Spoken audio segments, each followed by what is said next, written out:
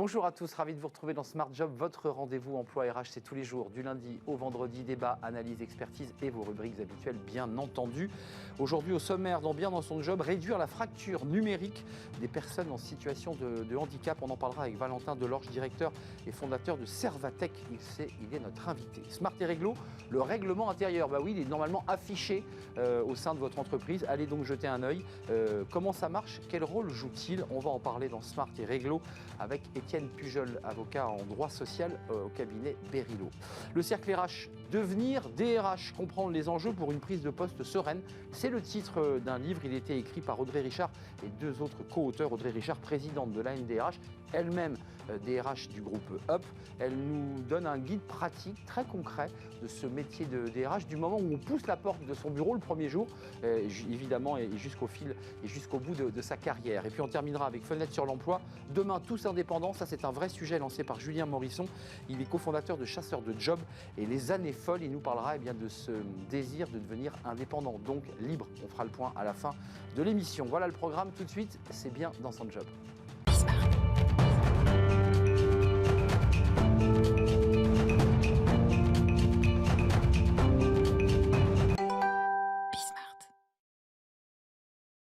Bien dans son job, on parle du handicap, de l'inclusion. Très concrètement, on va en parler avec le CEO, le fondateur de Servatech. Il est avec nous, Valentin Delorge. Merci d'avoir répondu à notre invitation.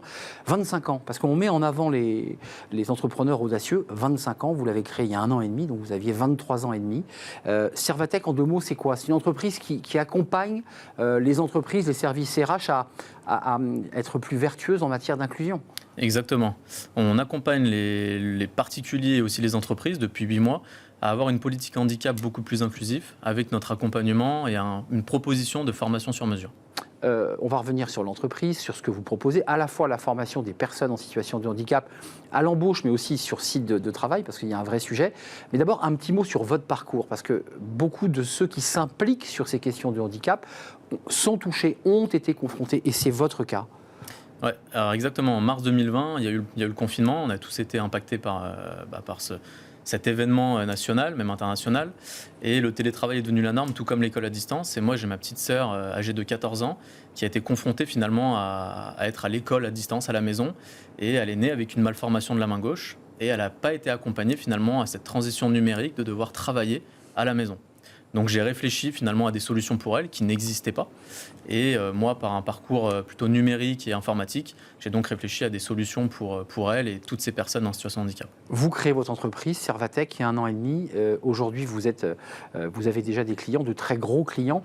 Qu'est-ce que vous leur dites d'abord? Parce qu'il y a toujours une phase d'explication, d'expliquer ce qu'est Servatech, ce que vous faites avec nous, mais ce que vous faites avec vos clients prospects. Qu'est-ce que vous leur dites et en quoi ça les accompagne? Alors aujourd'hui, on leur explique qu'est-ce que le handicap, qu'aujourd'hui 12 millions de personnes sont en situation de handicap en France, que 500 000 personnes cherchent un emploi dans cette situation en France et qu'il y a une demande. Et qu'aujourd'hui, les entreprises ont tout bénéfice à aller chercher ces personnes-là. Donc on leur explique qu'on leur apporte un accompagnement, qu'on leur apporte notre spécialisation dans le handicap. Et aujourd'hui, le handicap, c'est compliqué d'être légitime. Nous, on a réussi en 1 an et demi à être légitime et d'accompagner des très grands groupes internationaux. Être en règle aussi, parce qu'il faut quand même rappeler que les entreprises doivent respecter une règle. Alors, la plupart ne le respectent pas. Des 6% de personnes en situation de handicap sur les lieux de travail dans les filiales, ce qui n'est pas le cas aujourd'hui. Ça les accompagne aussi à être plus vertueuses dans le cadre d'accords qu'elles peuvent signer avec les partenaires sociaux. Vous implémentez pour quoi faire très concrètement? Nous, on s'implante finalement pour venir en accompagnement, vraiment en accompagnement plus. On a une offre qui est 360 degrés sur le handicap. Donc on a finalement la formation numérique, qui est vraiment notre métier. On forme les personnes à être plus à l'aise avec le bien-être de leur métier pour éviter le turnover. On a aussi un constat, c'est que d'après handicap.fr, 67% des salariés ne savent pas qui est leur référent handicap. Donc finalement, ils n'ont pas de référent pour avoir un accompagnement ou alors pour expliquer leurs besoins ou leurs difficultés. Donc nous, on est là finalement pour faire cette triangulaire entre le salarié, le manager et nous. Alors, ce sont des formations sur mesure. J'imagine que vous les adaptez à chaque personne. Donc, il faut aller sur site, il faut ensuite monter un programme de formation adapté à chaque personne. C'est quoi ces programmes de formation? Qu'est-ce que vous leur proposez et qu'est-ce que les personnes en situation de handicap cherchent? Alors aujourd'hui, on fonctionne en 3 étapes. On a la première, c'est l'évaluation de besoin. C'est finalement comprendre le besoin de la personne, comprendre ses difficultés à travers finalement un entretien informel avec la personne. Donc elle peut finalement nous parler et nous, on va comprendre ses difficultés et ses besoins. Derrière, on construit un plan de formation adapté en fonction de l'évaluation de besoins. Le plan de formation adapté, c'est donc une formation sur mesure qui correspond totalement à ses besoins et ses difficultés sur le court et le long terme. Donc on parlait du numérique, évidemment. Il y a d'autres types de formations ? Il y a la formation numérique, mais surtout pour évoluer dans l'emploi. On permet à la personne finalement d'évoluer sur des postes déjà beaucoup plus hauts et ne pas laisser la personne à un poste bas parce qu'elle est en situation de handicap. Nous, on permet à la personne d'évoluer dans la société. Et en troisième, on a donc le bilan et le suivi. On suit la personne entre 3 et 6 mois derrière, où elle a un accompagnement. Elle peut nous appeler, entre guillemets, 24 heures sur 24 pour avoir des renseignements, vraiment un accompagnement au quotidien. Donc c'est du service d'accompagnement 360, comme vous le disiez. Les salariés que vous rencontrez, avec lesquels vous êtes en contact, ou vos équipes le sont, je crois que vous avez une dizaine de salariés chez Servatec, qu'est-ce qui remonte du ressenti de ces salariés en situation de handicap ? Vous nous disiez, le référent, ils ne le connaissent pas. 2, elles se sentent bien dans l'entreprise ? Elles se sentent bien à leur place ? Non, parce qu'aujourd'hui, en fait, ces personnes-là restent souvent que 3 semaines sur la période d'essai. Et ils n'ont pas le temps finalement de s'intégrer, pas le temps de comprendre finalement. Vous connaissez les causes, c'est quoi ? Oui. L'accessibilité, l'accueil, l'intégration L'accessibilité déjà, on parle d'accessibilité déjà même pas informatique mais déjà du lieu. Est-ce que le lieu est accessible pour des personnes en fauteuil roulant, mobilité réduite ? Est-ce qu'il faut aller au premier étage mais il n'y a pas d'ascenseur ? Donc déjà on parle de ce domaine-là. Et après on parle du domaine donc du métier. Est-ce que la fiche de poste finalement correspond au domaine que la personne va devoir exercer ? Non, souvent non. Et derrière, nous, on est là finalement pour quand il y a ces problématiques, on est là pour accompagner la personne. Et rectifier le tir, parce que pour être très concret, pour éviter que la personne au bout de 3 semaines dise « Attendez, vous m'avez embauché, mais ça ne correspond pas à ce qu'on m'avait dit à l'embauche », vous rectifiez, vous allez voir les DRH, vous leur dites « Est-ce qu'il y a moyen d'améliorer la situation ?» C'est ça aussi la réalité. On est en lien finalement avec le manager, avec le RH, on est là aussi en sensibilisation pour leur expliquer qu'est-ce que le handicap. On leur explique aussi que respecter leur quota de travailleurs handicapés de 6% au-delà de 20 salariés, c'est important pour les malus financiers à la fin de l'année et qu'ils ont tout pour les intégrer. Déjà pour les équipes, d'apporter une mixité et souvent, et on le répète, d'avoir une personne en situation de handicap dans son équipe, ça apporte énormément à la cohésion de groupe. Valentin Delorge, il y a un autre sujet qui est important. Là, on parle de ceux qui sont en poste de travail, mais il y a aussi tous les salariés en situation de handicap dits invisibles. Tous ceux, d'ailleurs, pour être très administratifs, qui n'ont pas déclaré leur handicap et qui sont dans des situations de handicap, des problèmes de dos, des problèmes de motricité, et qui ne le déclarent pas. Alors, comment vous faites avec ces cas-là ? Là aussi, vous éveillez les consciences ?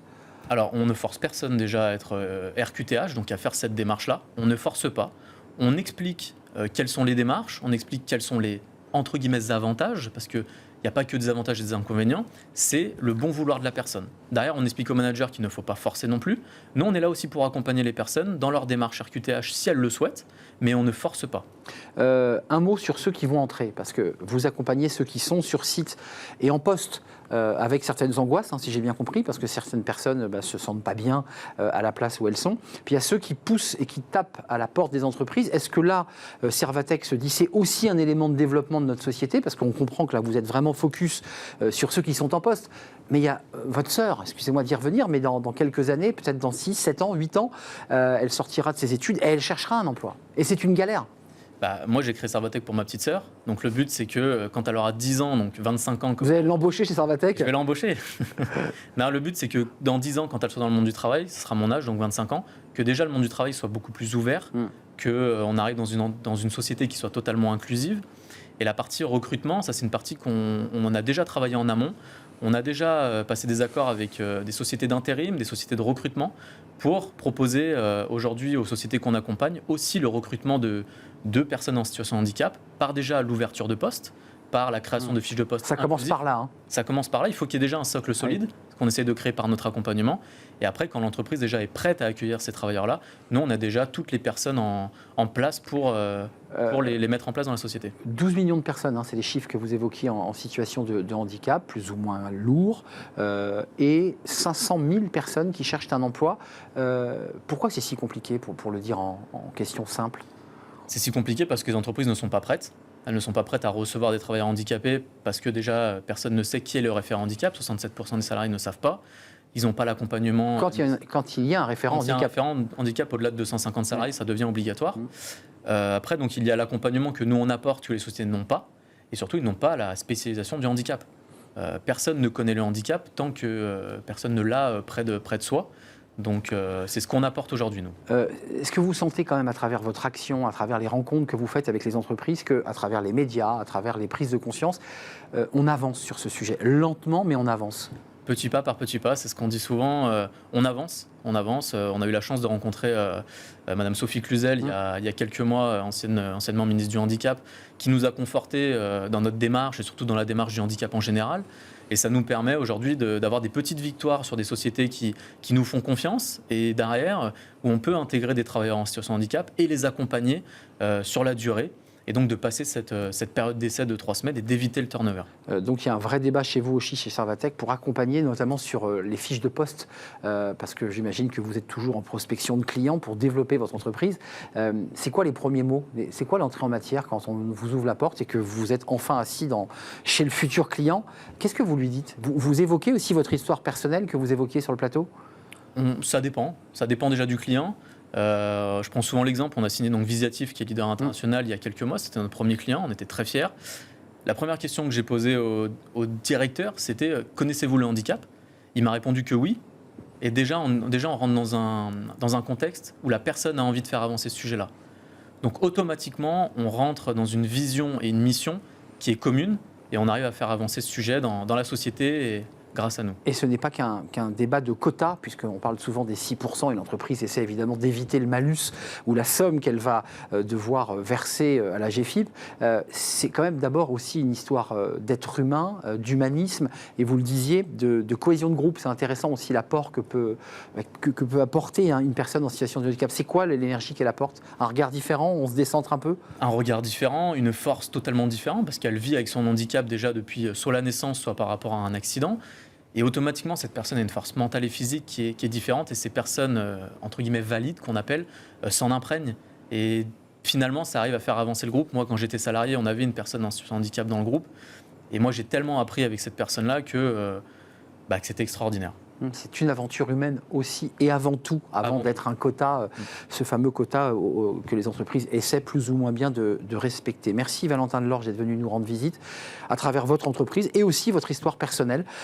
Servatec, 9 collaborateurs avec cette plateforme, cette formation sur mesure pour vous aider, vous accompagner, vous les DRH évidemment, dans ce travail d'intégration, d'inclusion. Merci de nous avoir rendu visite. Tout de suite, la suite de nos programmes.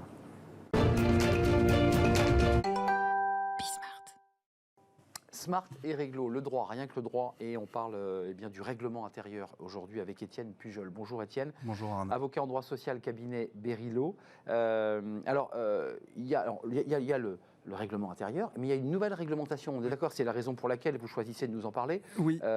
Parce que ça va modifier un tout petit peu les règles du règlement intérieur. Oui, beaucoup. En fait, ça fait partie des devoirs de vacances, peut-être des DRH des entreprises, parce que effectivement, vous savez, et vous avez fait des chroniques là-dessus, la loi Warsmann de fin mars 2022 a modifié la réglementation relative aux lanceurs d'alerte et à leur protection. Et parmi les dispositions de cette loi, il y en a une qui concerne plus particulièrement les DRH, qui est celle de l'obligation d'actualiser le règlement intérieur de l'entreprise pour refléter cette nouvelle réglementation. Qui rajoute des articles. Exactement, il va falloir actualiser donc le règlement intérieur et le faire avant le 1er septembre. Donc voilà, c'est les devoirs d'été des DRH et des entreprises que d'actualiser le règlement intérieur qui est applicable dans leur entreprise. Donc dans les articles ou l'article supplémentaire, c'est un article qui stipule que le lanceur d'alerte sera protégé, encadré, qu'il y a des règles précises. Exactement, de la même manière en fait que dans le règlement intérieur, on doit reproduire les dispositions du Code du travail relatives au harcèlement sexuel et au harcèlement moral, il faudra rajouter là ici des articles relatifs à la protection du lanceur d'alerte. Et ça, c'est aux avocats évidemment de pondre la bonne phrase, parce que c'est un travail où chaque mot est pesé ou trébuché, on est d'accord. Oui, c'est gentil, effectivement, il vaut mieux faire ça avec nous. C'est vrai. Pour l'actualiser, et puis comme la procédure prend un peu de temps avec les partenaires sociaux, on y reviendra tout à l'heure, eh bien voilà, il faut l'anticiper, et comme on est déjà mi-juillet, ça fait partie des devoirs de vacances. Vous n'êtes pas venu par hasard aujourd'hui. Vous tirez la sonnette d'alarme. Concrètement, le règlement intérieur, indépendamment de tous les nouveaux articles ou les nouveaux articles qui vont arriver, c'est quoi le règlement intérieur ? Le règlement intérieur, en fait, c'est la colonne vertébrale de la relation collective de travail. C'est-à-dire, vous avez d'un côté les accords collectifs qui sont négociés avec les partenaires sociaux, et puis d'un autre côté, vous avez ce qui constitue le corpus de tout ce qui est hygiène, sécurité, discipline au sein de l'entreprise, d'où le lien avec le lanceur d'alerte. Et donc, dans le règlement intérieur, on va indiquer tout ce que les salariés collectivement peuvent faire ou les droits dont ils disposent, mais aussi les prestataires extérieurs quand ils viennent travailler chez vous dans votre entreprise.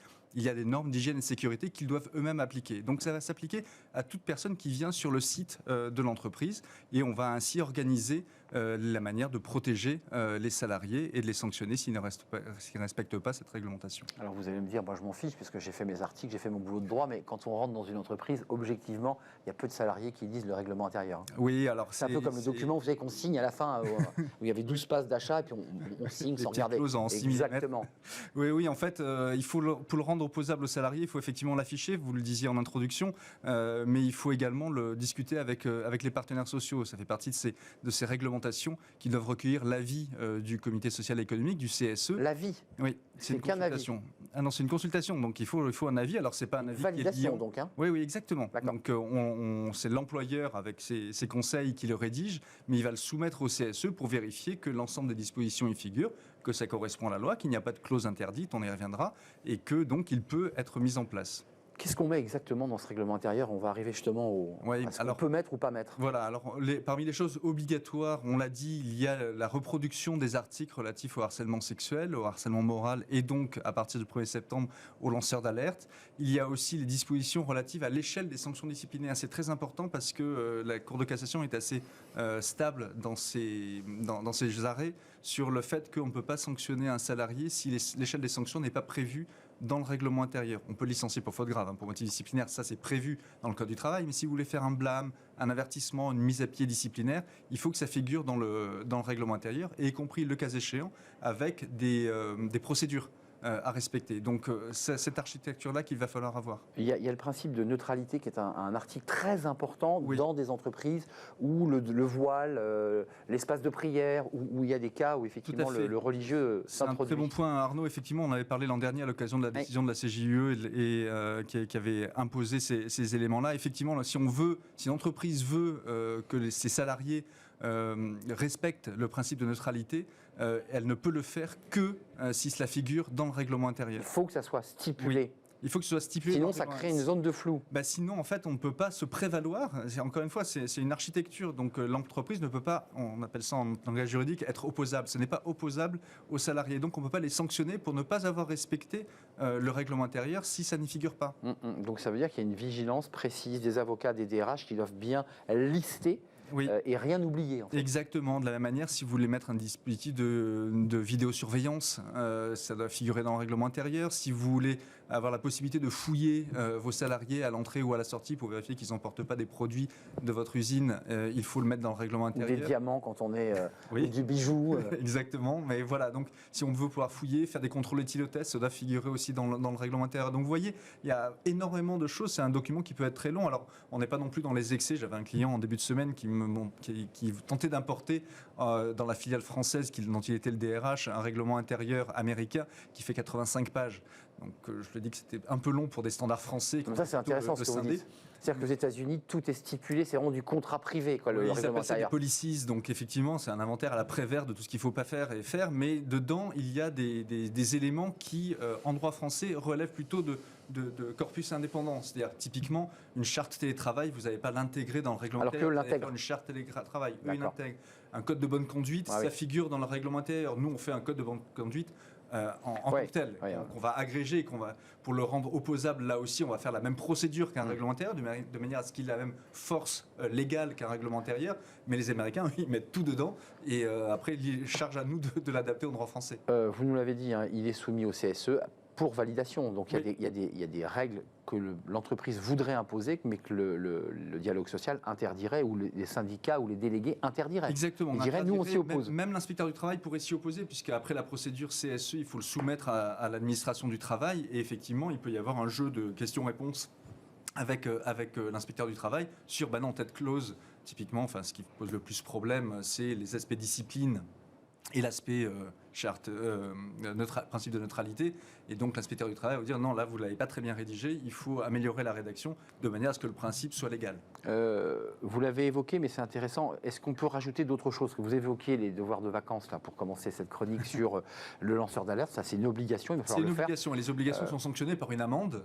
Donc c'est l'inspecteur qui vient vérifier, ou le délégué qui dit tiens, vous n'avez pas mis, oui, Vous aviez l'obligation de le faire au 1er septembre, donc imaginons, on se projette dans 2 mois, l'inspecteur du travail vient contrôler les affichages obligatoires, les documents obligatoires de l'entreprise, et il constate que l'entreprise n'a pas mis à jour au 1er septembre, comme elle en avait l'obligation, son règlement intérieur pour intégrer la clause relative au lanceur d'alerte. Eh bien, elle peut sanctionner l'entreprise. Alors évidemment, il y aura une tolérance les premiers mois, mais voilà, ça fait partie des points de vigilance. Alors Étienne, quand même, c'est un point important.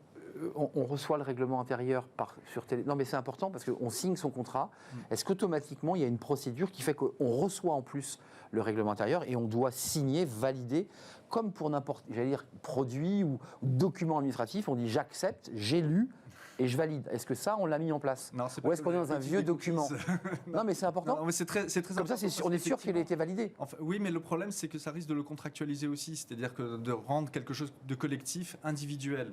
Et donc, si on veut le changer, de notifier individuellement à chacun des salariés. Donc, oui. En fait, la procédure est collective, c'est-à-dire qu'elle passe par l'information et consultation du CSE à cet égard, et puis après par un affichage obligatoire et par une mise en forme généralement sur l'intranet de l'entreprise pour que tout le monde puisse s'y référer spontanément quand il y a un problème en disant ben voilà, typiquement si on veut sanctionner un collaborateur, on sanctionne dans l'échelle des sanctions en application de l'article X du règlement intérieur. Donc, ce n'est pas un outil anodin, parce que c'est vrai que le règlement intérieur, pour être honnête, quand on rentre dans une entreprise, personne ne le lit.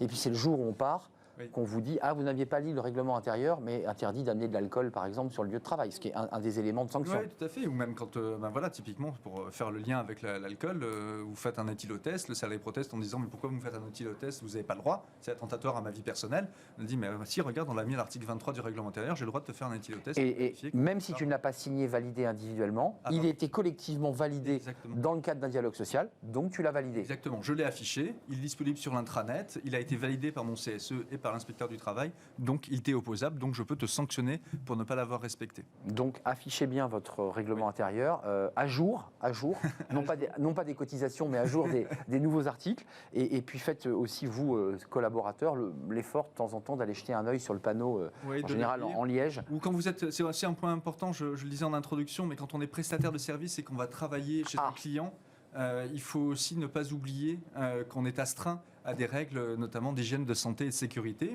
notamment s'il y a un port de casque obligatoire, vous êtes prestataire extérieur, vous arrivez sur un chantier, obligé. Il faut mettre le casque. Pourquoi il faut mettre le casque? Parce que c'est marqué dans le règlement intérieur de l'entreprise. Je ne veux pas pinailler, mais l'entreprise aurait tout intérêt quand même à envoyer sur le smartphone le règlement intérieur pour nous dire vous devriez tout de même le lire, vous entrez dans une zone avec un règlement intérieur, ce qui permettrait aux salariés de ne jamais dire ah ben non, je n'étais pas au courant. Oui, tout à fait. Enfin, je vous le soumets, peut-être que vous allez commencer à mettre en place le dispositif. Les formes du nouveau gouvernement. Exactement, c'est peut-être un objet d'amendement sur un texte. Merci Étienne Pujol, cabinet Berilo, spécialiste en droit social. Et vous nous avez éclairé sur le règlement intérieur. On fait une courte pause, on s'intéresse au DRH. Mais alors là, on va décortiquer le métier parce qu'il y a un livre qui sort justement pour comprendre les enjeux d'une prise de poste sereine quand on est DRH. Bah oui, il y a des écoles de formation, puis il y a des jeunes DRH qui démarrent dans la carrière. Ce livre, eh bien, c'est votre guide pratique. Il a été écrit notamment par Audrey Richard, la présidente de la NDRH. Elle est notre invitée juste après la pause.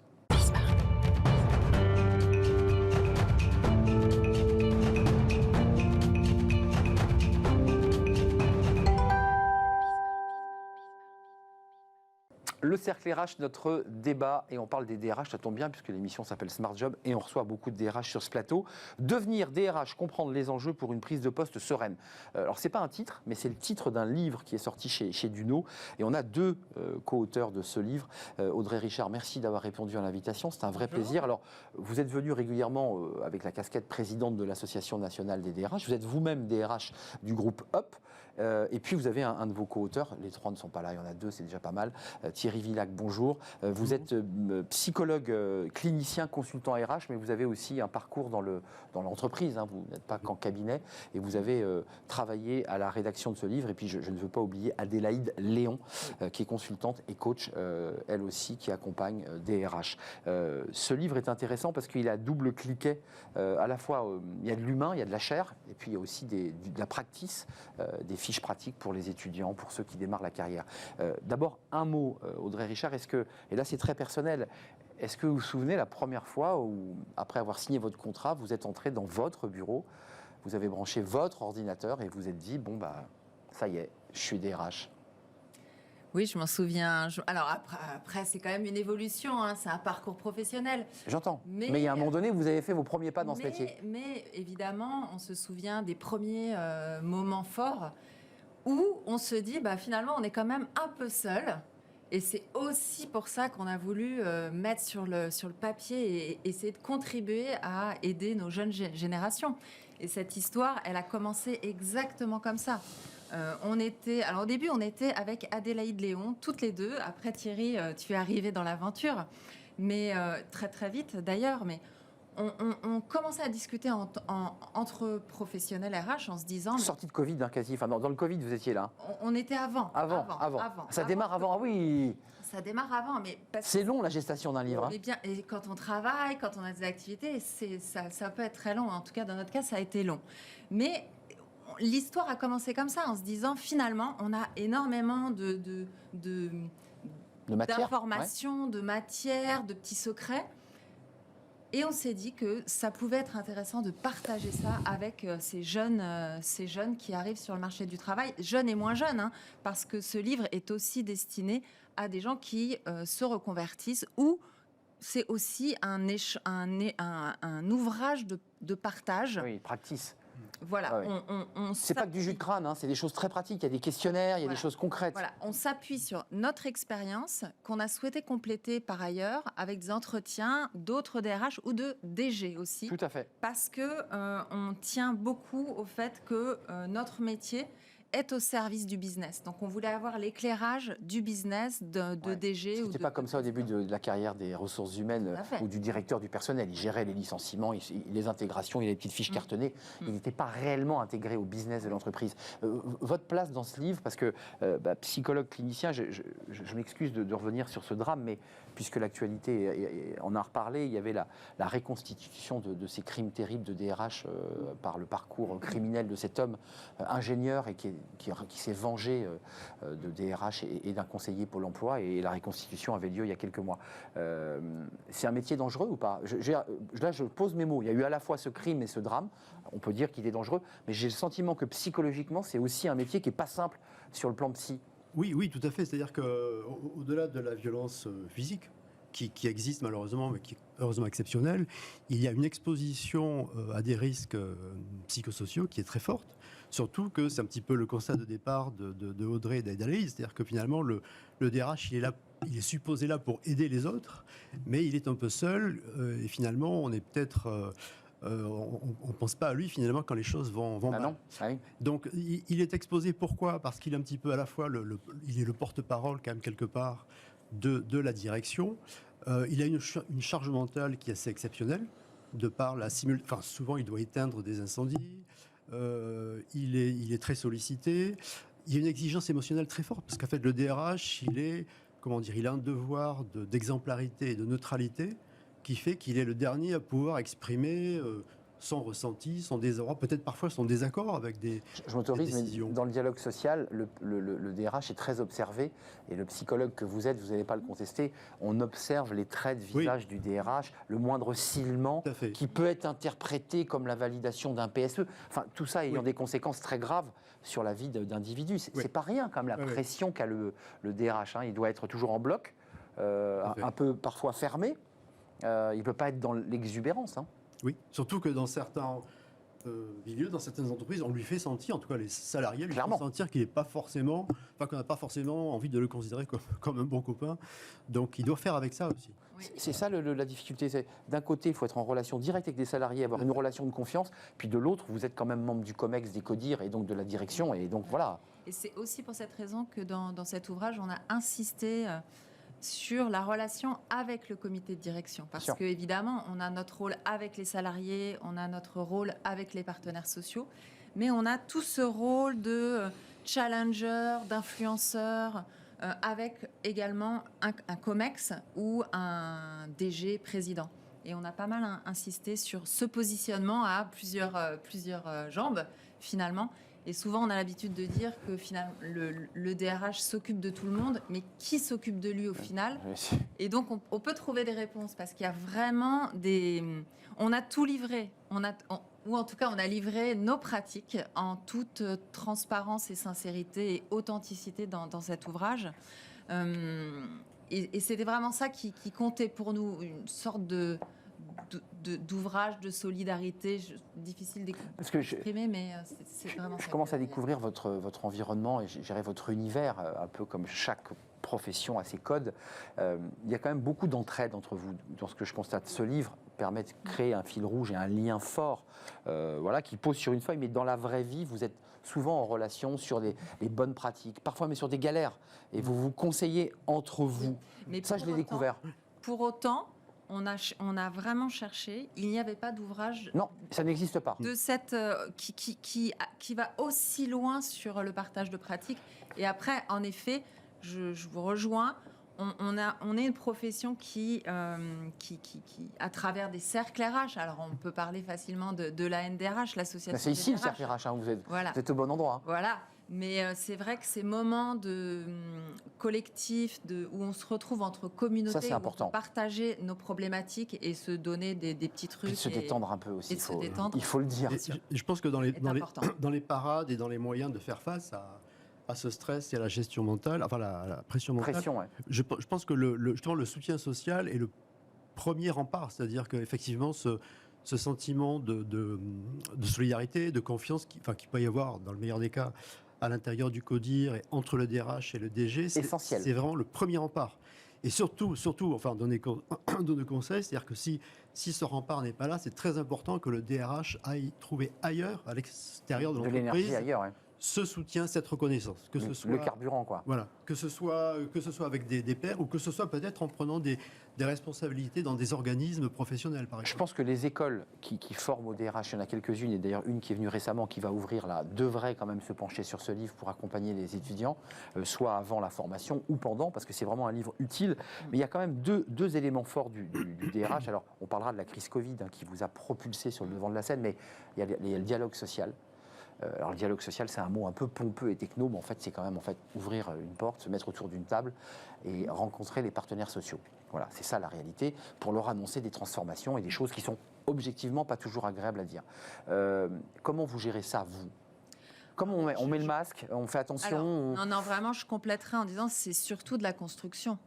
Dans les entreprises, le dialogue social, il est là pour construire, pour faire évoluer l'entreprise. Je parlais du moment où il fallait vraiment se parler, quoi. Voilà. Après, évidemment, ou s'engueuler. Évidemment, dans certaines difficultés économiques, là, on est sur autre chose.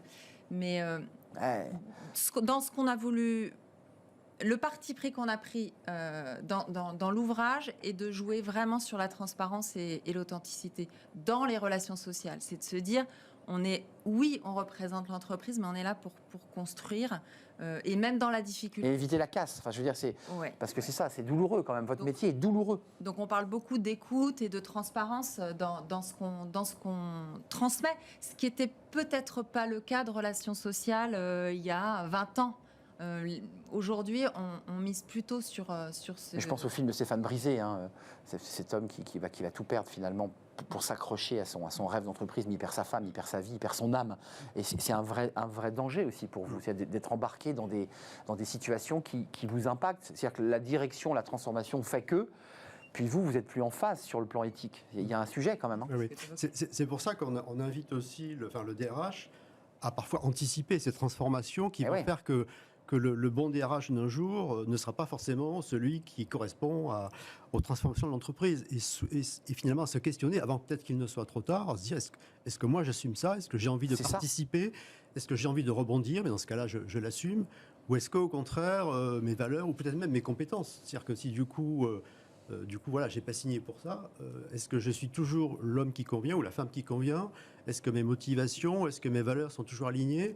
Ou est-ce que je dois me questionner et moi-même faire donc, un je m'en vais. choix et voilà, et de partir au bon moment? C'est ça. Oui. Ouais. Avant que ça devienne trop douloureux et intenable sur le plan psychologique. Oui, exactement. Et ça amène ces deux questionnements à l'entrée, où on a beaucoup insisté en disant, quand on arrive dans une entreprise, en fait, il y a tout un travail qui précède. C'est-à-dire que, évidemment, qu'on va essentiel. se renseigner sur l'entreprise, Oui. l'équipe de direction, Classique. le DG, le président. Ça, c'est classique. Sauf que ce qu'on dit ici, c'est qu'il faut aller nettement plus loin que cela. Parce que la relation avec Bien sûr. le patron, Il faut que ça matche. c'est plus que Non, ça. c'est en presque fait. l'éthique. C'est plus que ça. Il faut vraiment que ça soit en phase sur beaucoup de choses, parce que sinon, de notre point de vue, c'est vraiment très très difficile. Et après, tu soulignes, en effet, et je voulais juste réinsister là-dessus, c'est qu'il y a un moment, en fonction de la maturité aussi de la direction de l'entreprise, mais aussi de la maturité d'une entreprise, on n'est pas le même DRH Oui. dans une start-up. On n'est pas le même DRH, Ouais, même dans on n'a pas l'attitude. besoin des mêmes compétences C'est vrai. dans une entreprise privée, dans une entreprise qui doit en effet réduire ses effectifs. Et il est important, et on le souligne aussi dedans, de se questionner sur... J'étais peut-être à ma place à un moment donné, Mais là- je ne le suis plus. Et juste, c'est pas grave en fait. Juste, c'est aussi l'évolution de l'entreprise.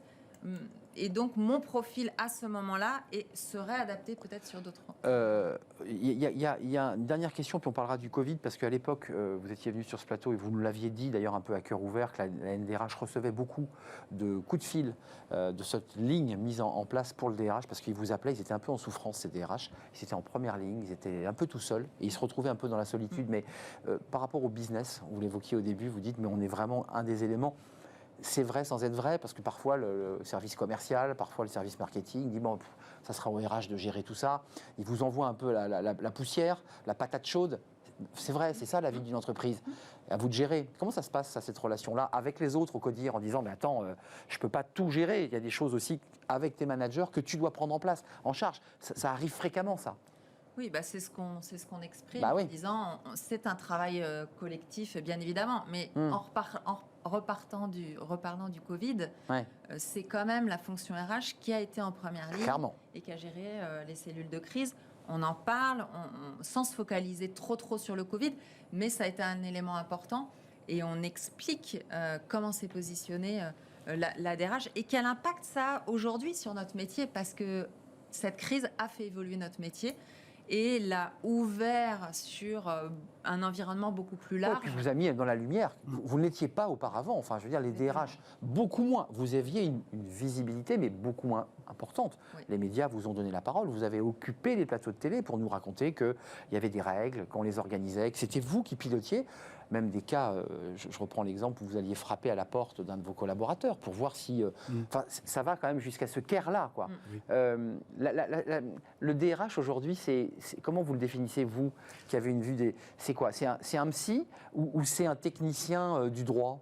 Alors, c'est vrai que dans les motivations, puisqu'on a un petit peu, on a interviewé des À la source, ouais. voilà, et on s'est un petit peu interrogé sur les motivations. J'aime les gens ou je veux les encadrer? Alors, c'est là la difficulté, c'est-à-dire que il y a certains DRH qui viennent à ce métier-là parce qu'ils aiment l'humain, le relationnel, accompagner les gens, mais toujours, il y a cette difficulté que ça doit être en alignement avec les contraintes de l'entreprise. Et voilà. Donc, c'est faire matcher les deux. Et ce qui est intéressant, c'est que c'est à la fois une source de motivation pour les DRH, et c'est à la fois aussi une source de stress, Bah oui. parce que c'est cette difficile équation qui est parfois très difficile à tenir.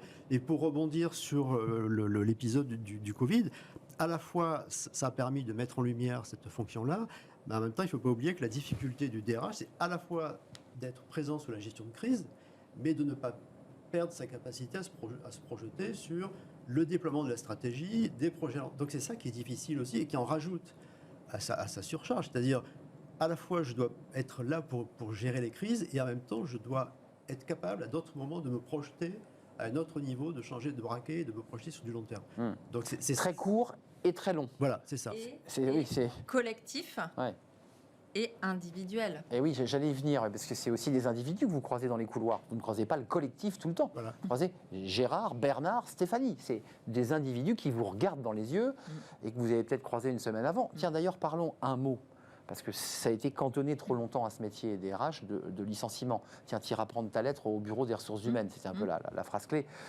C'est quand même pas un moment facile quand on est un être humain, même lorsque la personne a pu d'ailleurs commettre une faute. C'est un moment difficile, ce moment-là quand même. Bien sûr, c'est un moment difficile et on l'exprime. Ouais, vous en parlez. Mais ce qu'on veut faire à travers aussi cet ouvrage et à travers nos prises de parole, c'est aussi de montrer que le DRH, on en parle souvent de façon noire dans les médias, dans les films, cinéma, dans les séries, etc. Mais en fait, il a tellement cette palette diversifiée et au final, notre rôle, c'est quand même d'accompagner, oui, le collectif, mais l'individu dans son développement professionnel, dans sa bonne intégration. Et c'est ça notre métier, il est là dans un accompagnement business qui n'est perdu de vue par aucun DRH. En fait. Ce qui est intéressant dans votre métier et dans ce livre, et qui peut d'ailleurs passionner des jeunes qui rentrent dans la carrière, c'est cette espèce d'hybridation de ce métier, parce qu'à la fois, il faut une multitude de compétences. Il faut quand même de la psychologie, je le pense fortement, mais il faut aussi de la technicité.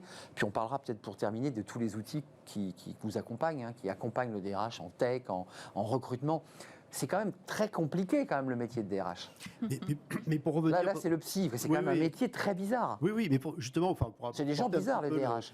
Le regard du psy sur cet épisode de licenciement, on en revient un petit peu aux valeurs. C'est-à-dire que c'est plus facile pour le DRH de gérer ce moment qui est très difficile, de gérer des licenciements, si on reste aligné avec la stratégie et les valeurs. C'est un moment difficile, mais ça fait partie du job. Mais on le passe. On le passe. Ouais. Par contre, si soi-même on est en désaccord avec les décisions, là, ça devient plus difficile. Et tout à l'heure, vous avez parlé d'éthique. Et en fait, la souffrance éthique, on peut vraiment la définir par ça. C'est-à-dire, c'est le fait d'être obligé de faire des choses auxquelles on ne souscrit pas. Et ça, on peut le faire un certain temps. Mais un DRH qui serait soumis à ce régime-là pendant des mois et des années. Intenable. Voilà, c'est la soutenabilité. C'est un conflit de loyauté avec soi-même. Voilà, c'est ça. Donc on est déchiré par ce sujet. Ouais. Revenons à la technique, parce que j'ai lu une tribune qui ne nous a pas échappé de Benoît Serre, que vous connaissez bien, qui est le vice-président de la DRH, lui-même DRH, qui dit il faut faire la révolution du DRH. Le DRH doit faire sa révolution. Qu'est-ce qu'il veut dire par là? C'est-à-dire que votre métier n'est plus celui que vous exerciez il y a 10 ans et qu'il y a peut-être un tome 2 de devenir DRH avec tout ce qui arrive là devant vous. Le métier de DRH, les compétences s'élargissent. Le champ d'intervention s'est élargi pendant ces 2 années de Covid et ça va continuer. Et quand on parle de RSE, quand on parle de transition environnementale, tout ça, ce sont des sujets qui impactent l'entreprise. Et ce qu'on constate, c'est que souvent, c'est le DRH ou la fonction RH qui prend cette activité-là. Mais ce qui va être important, c'est aussi vraiment de coller à son territoire et d'avoir vraiment en tête quels sont les acteurs du territoire qui peuvent m'aider en tant qu'entreprise. Donc là, aujourd'hui, on parle de pénurie de main-d'œuvre. Clairement. Qui peut nous aider sur la pénurie de main-d'œuvre? C'est évidemment l'APEC, c'est évidemment Pôle emploi qui va changer de nom, c'est évidemment peut-être aussi des missions locales, on le voit de plus en plus. Et c'est ça, c'est que le métier se... Connecté au bassin d'emploi, connecté même aux institutions d'État ou gouvernementales, parce que c'est de ça dont il est question. Et puis après, on a tout ce champ de responsabilité sociétale, évidemment, qui impacte. Et ce qu'on dit, c'est du coup, un DRH, mais aussi, comme beaucoup de professions, c'est clair, mais doit se remettre en question, doit continuer à apprendre tout au long de sa vie. Mais les jeunes qui rentrent dans la profession, ils ont leur téléphone comme tout le monde, leur smartphone, ils sont connectés, ils vont sur TikTok, enfin ils ont tous les outils du numérique. Là, on est en train quand même de vous vendre à vous, les DRH, vous êtes très sollicités, l'idée que globalement, plus besoin de DRH, tout ça se fait avec l'algorithme, qu'on sélectionne sans CV. Non, mais c'est un peu quand même la petite musique qu'on a même sur ce plateau. Présidente de la NDRH, vous dites quoi? Vous êtes le juge de paix sur ces sujets. On met de l'humain, on s'appuie sur la tech, on fait que de la tech?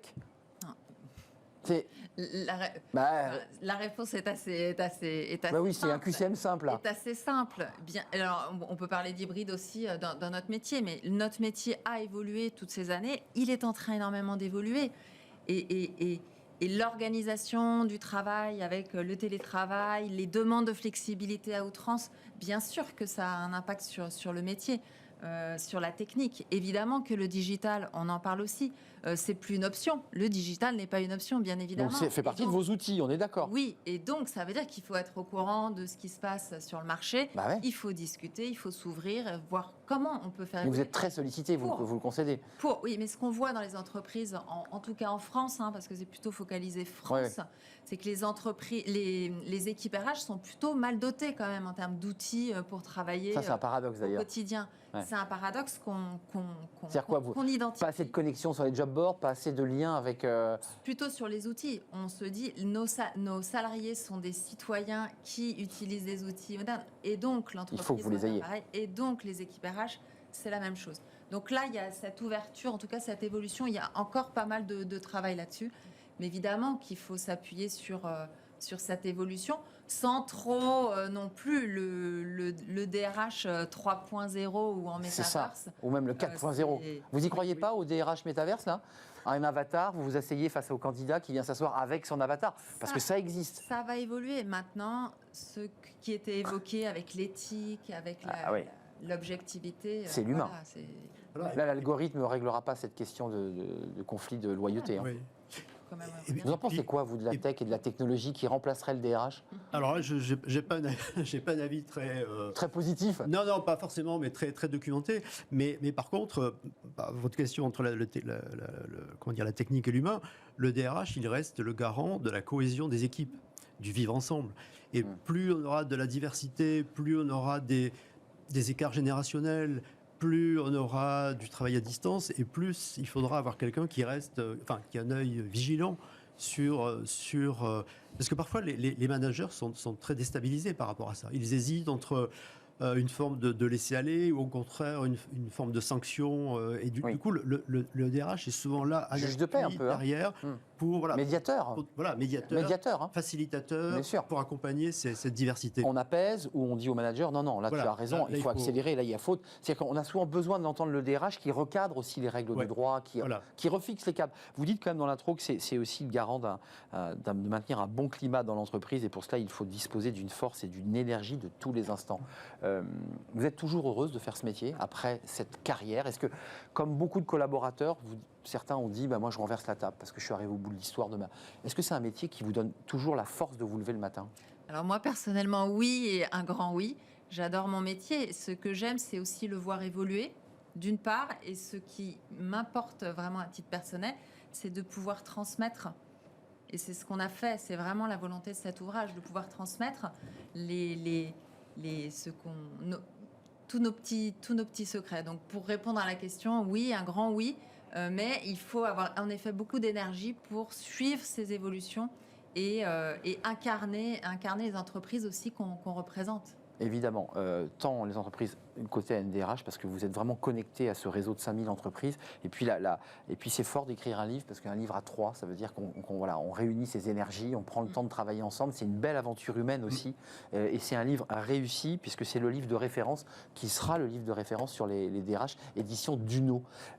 Adélaïde Léon, Audrey Richard, Thierry Villac, psychologue clinicien, mais vous avez eu un long parcours dans l'entreprise, et puis là vous êtes consultant, vous observez plus de l'extérieur avec cette femme qui est dans une posture un peu de yogi, d'équilibre, voilà, et qui tient son domino alors que tous les autres sont tombés. On voit la couverture de ce livre sorti chez Duno dans la collection Ressources humaines. Merci Audrey Richard. Vous reviendrez peut-être nous parler en septembre de ce qui vous attend, parce qu'il y a quand même pas mal de petites choses sur la table au sein des négociations, du dialogue social.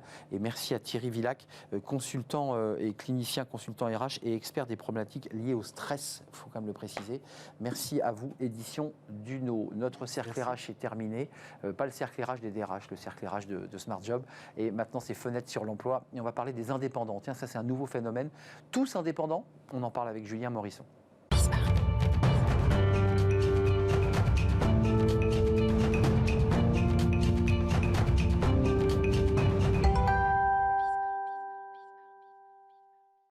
Fenêtre sur l'emploi, et on accueille Julien Morisson. Bonjour Julien. Bonjour. Cofondateur de Chasseurs de Job et les années folles avec ces influenceurs qui sont de plus en plus influents. Exactement. On parle avec vous aujourd'hui, et ça c'est très intéressant, du phénomène des indépendants. Tous indépendants, vraiment? Alors, on n'en est pas encore complètement à tous indépendants, mais c'est vrai qu'on sent une espèce de petite musique de fond, Petite tendance. une petite tendance qui existait il y a notamment avec l'auto-entrepreneuriat qui avait été créé sous Nicolas Sarkozy avec ce nouveau statut et qui avait du mal un peu à prendre. Mais là, on sent que de plus en plus, notamment du fait de la pénurie, vous l'entendez tous les jours, alors, la grande démission, la difficulté pour recruter, comment être plus attractif, les entreprises doivent réfléchir à d'autres organisations. Donc oui, c'est un phénomène qui commence à prendre de l'ampleur. Donc, pour attirer, les entreprises commencent à se dire, mais après tout, c'est peut-être plus le CDI, le CDD qui est la clé, c'est peut-être d'autres formes de statut juridique. Exactement. En fait, ce qu'on entend poindre, moi j'étais encore pas plus tard que cette semaine avec et un RH et un chasseur de tête qui abondaient dans le même sens, qui disaient que deux choses. Un, les candidats demandent à être courtisés. Il dit le job board où on candidate, c'est vrai que ça a toujours été un peu agaçant, taper 1, taper 2, taper 3, taper 4 avec des formulaires qui n'aboutissent jamais, c'est insupportable. Donc ça marche beaucoup. On en parlait il y a un instant hein, sur Oui. la tech dans le recrutement, quoi. Non, mais c'est quand même un peu ringue, hein, si je peux me permettre. C'est ringue et c'est long et les gens veulent des choses simples maintenant. Donc c'est vrai que ça séduit moins et les candidats veulent être séduits davantage. Et en parallèle, c'est vrai, on a aussi des entreprises qui ont du mal à attirer, qui essaient de trouver d'autres systèmes juridiques et notamment l'indépendance. On a le contrepoint, il faut quand même le préciser, parce qu'il y a le salarié qui aimerait être courtisé, puis il y a aussi le salarié à qui on impose l'indépendance. Hein. Ça, c'est l'autre volet de l'affaire. Hein. Tout à fait. Il faut quand même être tout à fait objectif. C'est pas. Il y a les deux. Tu veux rentrer chez nous, pas de souci, tu seras indépendant. Il y a les deux versants. Il y a les deux versants. Alors, on va être clair, il y a encore 85% de personnes qui sont en contrat de salarié ou en fonction publique, on va dire un contrat de travail, si je peux dire un peu classique. Mais quand on pose la question aux gens de dire dans 5 ans, est-ce que vous rêveriez d'être salarié ou indépendant, eh bien on voit que le salariat baisse de 10 points. Pendant ce temps, l'indépendance prend 10 points. Alors oui, c'est vrai, il y a des structures. Alors on va citer un exemple qui est l'immobilier, où vous ne rentrez plus en tant que salarié dans les réseaux, vous êtes bien indépendant. Et vous n'avez pas le choix. Donc après, vous le faites en connaissance de cause, mais vous n'avez pas le choix. La télévision aussi, hein, l'audiovisuel, hein, c'est des formes d'indépendance. Tout à fait, complètement. Et là, ce n'est pas forcément un statut que vous avez choisi.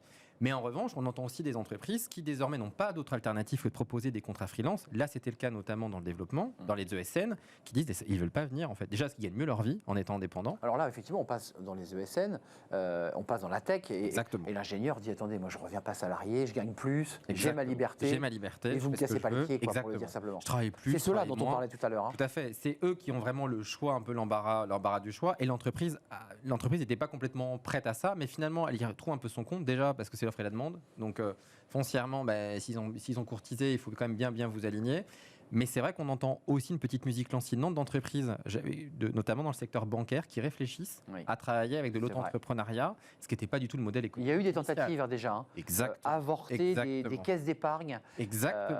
C'est notamment à ça et vous faites référence aux caisses d'épargne. Exactement. Avorter, mais c'est vrai qu'il y a eu l'idée qu'on pouvait avoir des indépendants qui étaient multicardes et qu'on dispatchait dans des régions, des territoires reculés. Oui, parce qu'en fait, ce qu'on s'en pointe, alors je sais que les avocats vont hurler, je suis juriste, mais quand même, on a un code du travail qui est quand même très rigide et il ne faut pas se cacher dans le petit doigt. Avec ce qui est en train de se passer du fait du Covid, de télétravail, l'organisation du travail telle que ça est, avec 35 heures, 7 heures par jour, sauf sur des emplois très mécaniques, ça ne fonctionnera plus. Déjà parce que certains veulent travailler sur 3 jours, d'autres sur 4 jours. La réglementation sur le temps partiel est franchement quelque chose d'horrible. Tout ça a volé en éclats. Ça a volé en éclats. Ouais. Il y a des gens qui vont vous expliquer qu'ils vont travailler 10 heures, mais à leur rythme.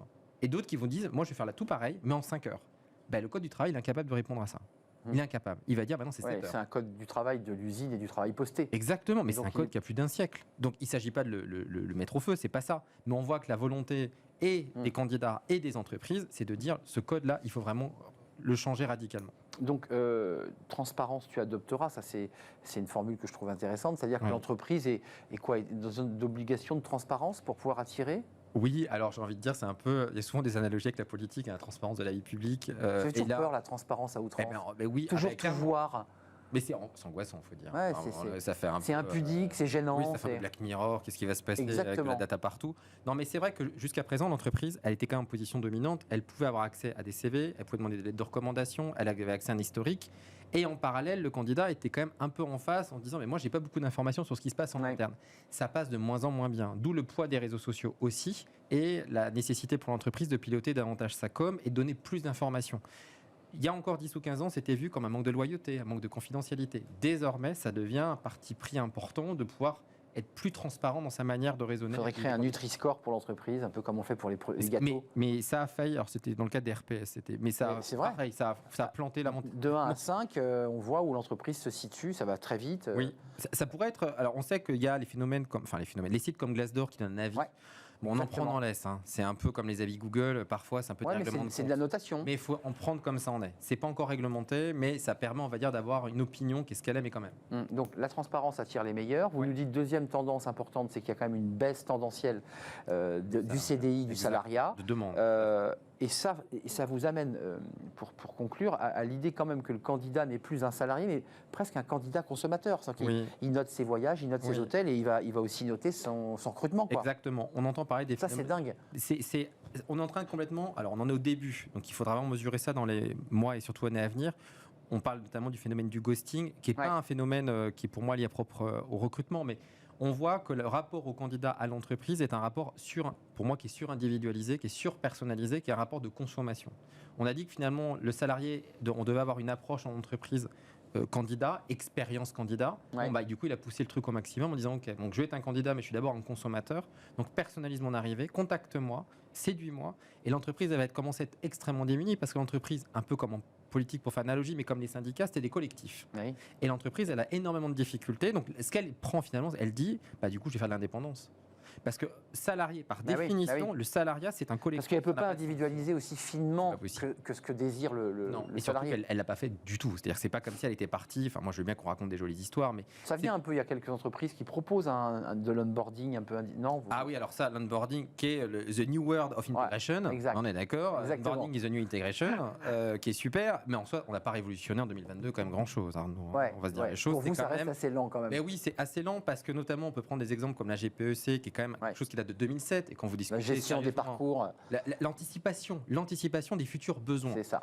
Désolé, si ça avait été le cas, on aurait pu quand même sentir poindre le vent du digital et mettre le paquet sur les Et formations. donc digitales. réorienter les formations digitales. Donc non, ça n'a pas été anticipé et c'est parce que justement on a été encore dans une gestion un peu à l'ancienne que là il faut accélérer de manière brutale et qu'on n'a pas fait cet amortissement finalement que les entreprises elles vont devoir surpersonnaliser les parcours si elles veulent retenir les meilleurs. Et puis sur le plan, il y a un double sujet, juste très court, mais il y a la gestion fiscale et comptable qui est plus facile quand le salarié est indépendant, puisque l'entreprise n'a Tout à plus à gérer de bulletin de paie, pour le dire ça. Mm. Mais il y a quand même le contre-coup, c'est que quand on va faire un emprunt à la banque, quand on dit qu'on est indépendant, la banque vous prête pas. Alors là alors surtout actuellement j'ai une Bah ouais, là, faut que ça bouge, là, quand même, hein. Alors ça fait des années qu'on en C'est parle. bien Les beau banques- l'indépendance. Hein. Les banques, elles sont, si j'étais un peu déplaisant, je dirais elles sont quand même à l'image aussi de la population française un peu riscophobe. On n'aime pas trop le risque. On n'en prend pas trop quand même. On n'est pas Ah bah non. dans une culture à l'anglo-saxonne où on essaye. Donc il y a quand même des schémas qui bougent peu. C'est-à-dire on continue de recruter du clone, on continue d'avoir des besoins de profil en CDI. Les choses sont quand même en tendance, Ouais. bougent peu. Peut-être qu'avec la nouvelle génération, ça évoluera. Et sûrement sur les normes bancaires et sur la On fluidité l'espère, en tout cas. On l'espère. Merci Julien Morisson d'être venu nous rendre visite. Les années folles, vous l'avez fondé, et chasseur de job avec justement des indépendants. Tiens, on Exactement. revient sur le débat des indépendants qui accompagnent des demandeurs d'emploi partout en France. Merci de nous avoir rendu visite dans Fenêtre sur l'emploi pour cette chronique. Merci à vous, merci pour votre fidélité. Merci à toute l'équipe, merci à Théo pour la réalisation aujourd'hui, merci à Thibaut pour le son. Et merci à Fanny Griesmer et à Lily. Merci à vous, merci à tous ceux qui regardent Bismart et Smart Job. À demain, si vous le voulez bien, évidemment. Bye bye.